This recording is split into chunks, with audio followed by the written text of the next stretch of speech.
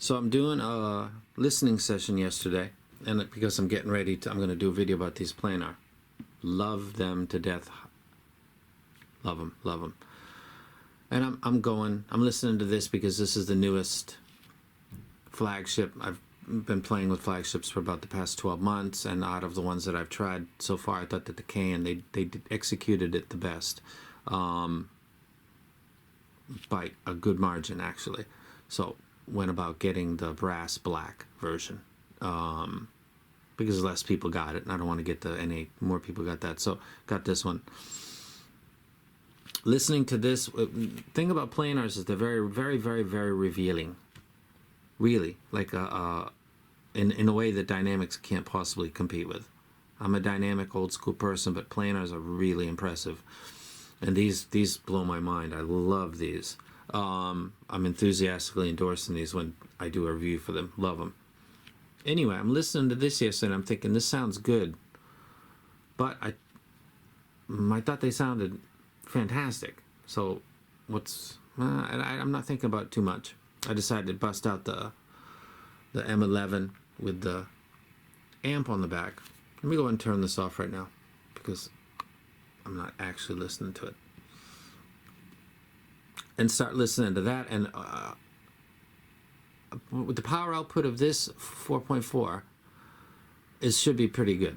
And so I'm going out of actually an external amp, and power-wise, I have to compare them, but I don't believe that there would. This is quite a powerhouse, really. It's supposed to be able to drive HD 800s and all kinds of stuff. So I never considered power to be what's going on. And this is coming out of tube, so it's warmer, but that's not really going to give me more details. So I went and switched and was doing 3.5 because I switched the cable on this, and I still kept coming back to thinking that I thought the M11 sounded nicer. And I got mixed emotion. No, I don't. I got one emotion, and that's unhappiness because this was bought.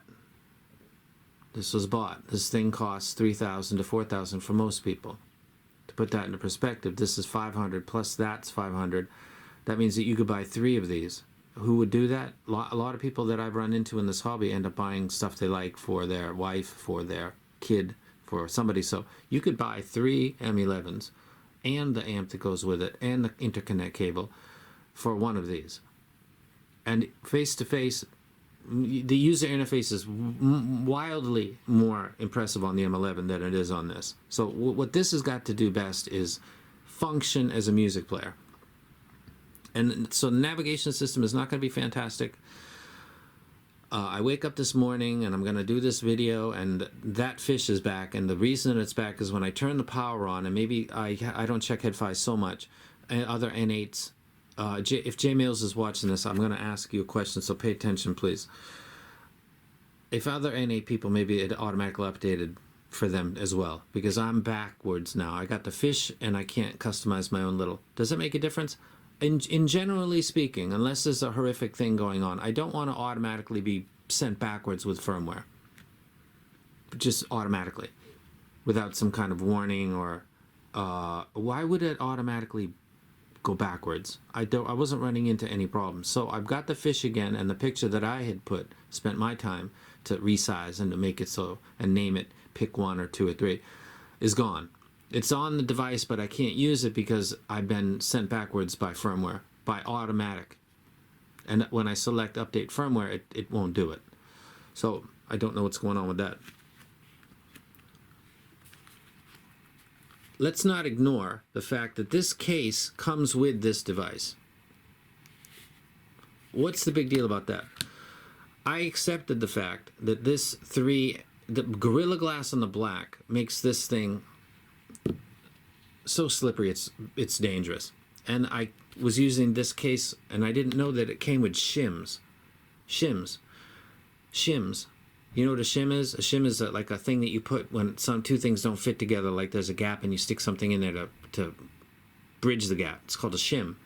There are actually 3 shims included with this device, because when they made this case with their little brilliant design, they did not apparently have an N8 in their possession, because it's hard for me to believe that you would make a case for a device that on its own without the shims pushes down on the buttons and creates all kinds of chaos. And to rectify that, you need to put shims. Now, Sony has different kinds of cases. They've got cases that have like a Velcro that you put it in, the Velcro pinches it so that it doesn't slide out, and then it's flips cover, or it's got a flip cover.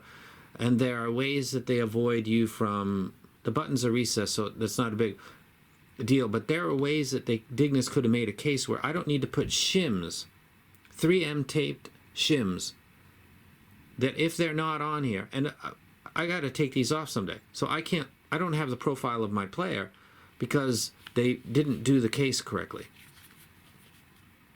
And also underneath this shim is the power button symbol. So when this shim is taken off, it's going to peel off that power button symbol. What kind of messed up do you have to be to make a case for a $3,000 music player that's going to be included with the music player and not get the dimensions correct, or not test out the design before you tie up your contract with the company and then sell it? What kind of stupid is that? My anger is increasing as I go along with this, because I overlooked that. When somebody sent me a mail and said there's little shims included, and I'm thinking, thanks, man. But in the back of my mind, I'm like, shims? Really? $3,000 to $4,000, and I've got to put little additional shims to put on a case that wasn't one I bought. It was one that you included in the packaging. And that was yesterday that I'm thinking about that. Now I'm looking at the fish and thinking, I just got sent back firmware-wise for reasons that I have no idea. Maybe I've got to check online and they're talking about why they did that. My message is for Jay Mills.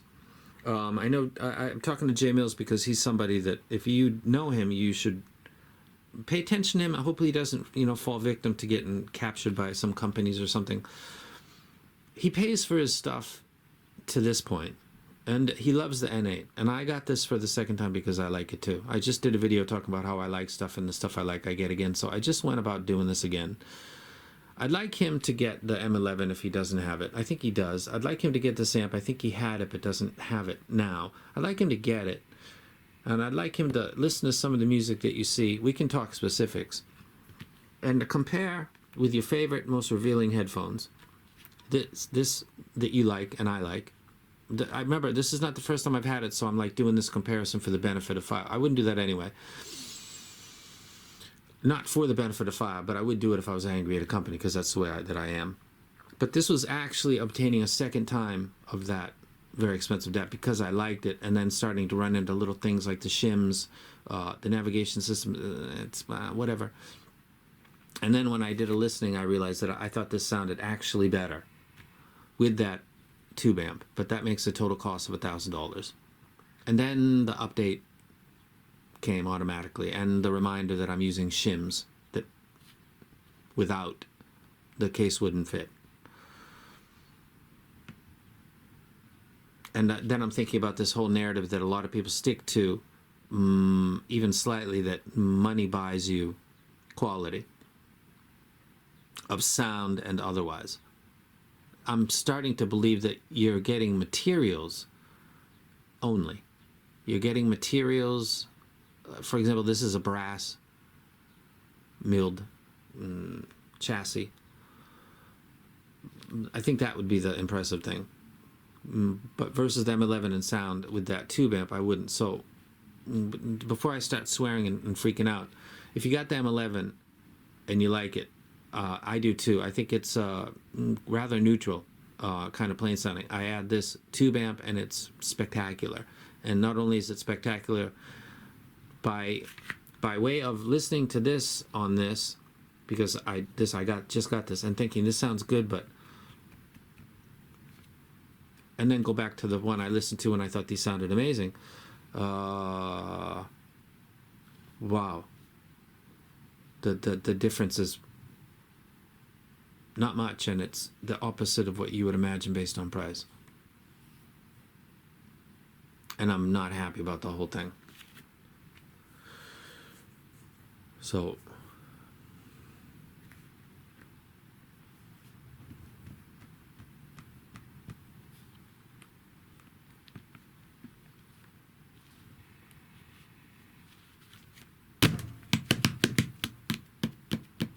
Not pleased. Figured I'm going to stop paying for the big dApps and just pick one that I really liked. Went with this one. And now, like, so have you ever bought something and then you got it and you listen to it and you regret it? Of course you have if you've been in this hobby for any period of time. And I thought I'd gotten to the point where I don't really need to pay for earphones because I get them sent to me. Headphones to some extent as well, though I buy those too. But the dApps I get myself, and I made a mistake. And they made a mistake with doing a contract with Bigness and accepting the shim idea. That I've got to put shims on the side right over where there is a printed power symbol. Right on that goes one of the shims at the very top of the device, so that the power button is functional. Otherwise, it doesn't work.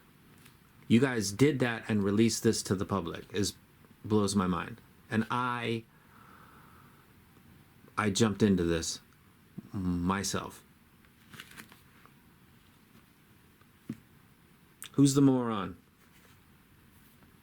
Right behind this fucking lens. Fuck.